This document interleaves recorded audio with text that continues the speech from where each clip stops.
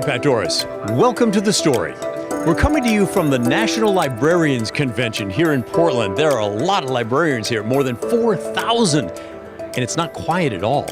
We wanted to come here to find out what makes librarians tick, what are they talking about, why do they get into the business, and what's the future hold? And we got a lot of good answers. The convention looks a bit like a typical business convention with lots of speakers. This one's talking about why libraries should use multiple languages. It's going to be about 38% of the country is Hispanic or Latin origin in the next 20 to 30 years. There's also vendor displays. This one specializes in independent authors and keeps an eye out for writers of color.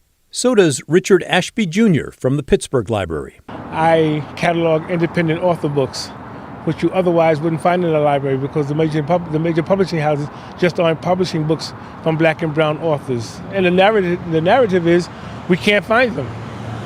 But you don't go to the Waffle House to look for a steak dinner.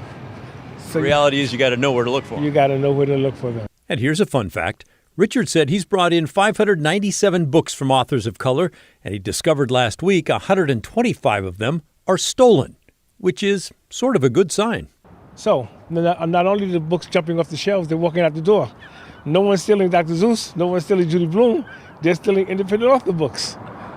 That's a sign of success, I guess. That's a sign of success. I mean, this is the only field that when you're being robbed, you can say, I'm doing good. Diversity is a big topic here, how to get more librarians who look like the public they serve, and how to get everyone using the library.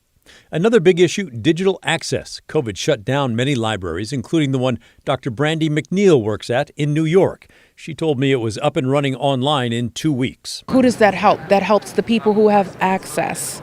And so it's about making sure that there's a balance between in-person programming as well as virtual programming that will ensure that we can help all people. And if people don't have virtual, how can we help them to get access to that? All right, and do you talk about books much? Yes, we talk about books. Books. I mean, tons of books. And one of the biggest things during the pandemic for us was people going to ebooks, and how can we still stay in contact with people? How can we still reach out to them? We still did book discussions. We still did story time, right? But it had a new platform that we needed to use in order to do that. I think librarians are fascinating people. They wear tops that proudly proclaim they're a book nerd. Laura Fentress is here from Grand Island, Nebraska. Okay, is there anything in there, one particular thing that you heard that you're just like, wow, that is amazing? Okay, this is going to sound really nerdy, but I went to a great session on data collection and management, and it makes me so excited to go back to work and start building some spreadsheets. It's a gathering of smart, focused people, and they're thinking a lot about how the libraries can help their communities. It's intriguing for people like Addie Mathis, who grew up in Oregon City and now lives in California.